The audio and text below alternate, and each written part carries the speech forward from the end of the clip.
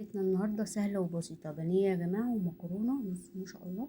نشيل بقى حته البانيه. طبعا حته البانيه ما تجيبيها يا جماعه، تجيب البانيه تقولي للراجل عايزه بانيه تخين بلاش رفيع يا جماعه. ما تقوليش عشان الكيلو يكتر معايا. تمام كده، يعني ما تقوليش الكيلو يكتر معايا اروح جايبه ايه مرفعاه على الاخر. طب ما هو ايه لازمته ان انت ترفعي البانيه؟ تمام كده عشان تقدري تاكلي حته بانيه حلوه، ولا بيض ولا فيجيتاريان يا جماعه. تمام كده اهي.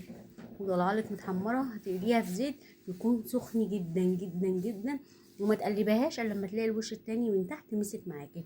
بقى حبه مكرونه كده. بصوا بقى، سيبك من العيش بقى، ده العيش السوري يا جماعه بتبقى محمرين بتاع. بصوا المكرونه عامله ازاي. بصوا، ولا ماسكه ولا معجنه ولا الكلام الفاضي ده كله.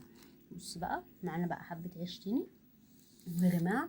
ما شاء الله. طبعا البانيه يا جماعه لازم تقولوا له عايزه تجيبي الكيلو، قولوا له قطعوا لي على تخين بلاش رفيع خالص دي، لان طبعا وانت بتاكليها هتتحرق معاكي، مش هتستمتعي بطعمها ولا اي حاجه خالص. بانيه رفيع زي الكاوتش، هتلاقيها عامله زي الكاوتش لما تتقلي معاكي وتنشف والكلام ده كله.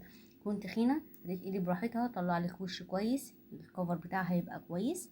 تمام كده، مش هتبقى اللي هي كاوتش معاكي، كاوتش لا ملوش اي لازمه. تمام كده. والكيلو حتى هيقعد معاكي على يومين كمان، يعني على حسب افراغكم كمان.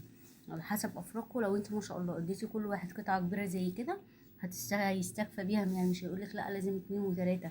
تاكلي قطعه واحده غنيه ان انت تاكلي اتنين وتلاته في البتاع، بس حاجه تستمتعي بيها ليها طعمها حلو.